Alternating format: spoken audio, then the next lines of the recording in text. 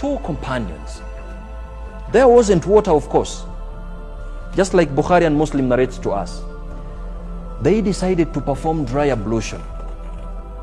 On deciding to perform dry ablution, one of them, they of course performed dry ablution, the so-called tayammum, and they went in for praying.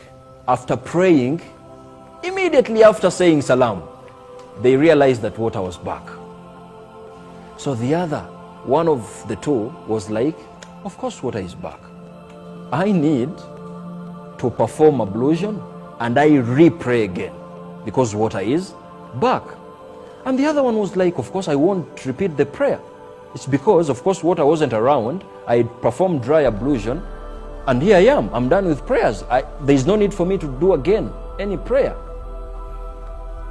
After that whole scenario, they went to Prophet Muhammad sallallahu alaihi wasallam because he was the only judge by that time, the one who understood Islam as it needs to be understood, without extremism in it, without profiling Muslims, without overjudging negatively Muslims. It was Prophet Muhammad sallallahu alaihi wasallam. And whoever thinks of judging, becoming a Muslim judge, you need to draw lessons of how Prophet Muhammad sallallahu alaihi wasallam used to practice his styles of maybe principles of judging. So these two went to Prophet Muhammad sallallahu alaihi wasallam, arguing, of course, just like we would be too, arguing. And the other was like, you had to pray again. The other party was like, of course, no need for me to pray again because I'm done with dry ablution, I'm done with praying, I won't repeat prayers again.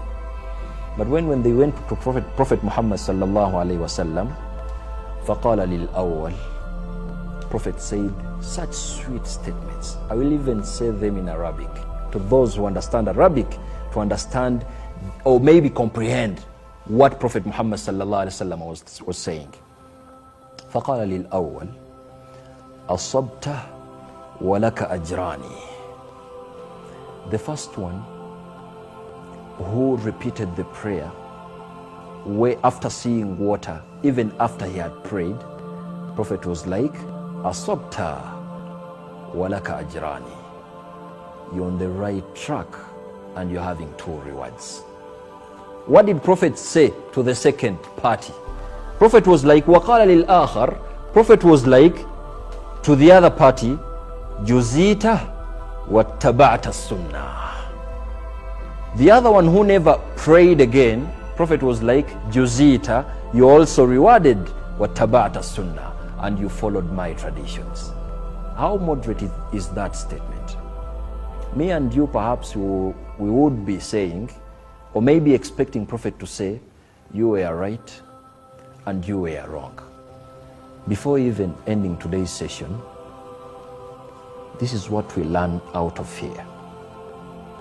In today's era, whenever you disagree with your fellow Muslim brother or maybe sister upon anything in Islam, it's not reason enough for you to part ways.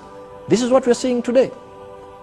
Because one in the prayer shakes the finger during tashahud and the other doesn't do that, it's a reason for them to part ways. Really? It's not. Why?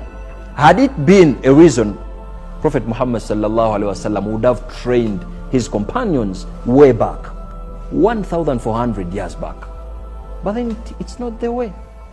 If at all I'm having my own opinion, you're also having your own opinion, we are just allowed to share ideas, reason me out, I reason you out. This is Islam, dialogue is allowed, but it's not a reason for Muslims to part ways. How I wish we comprehended this level of understanding the Islamic Brotherhood.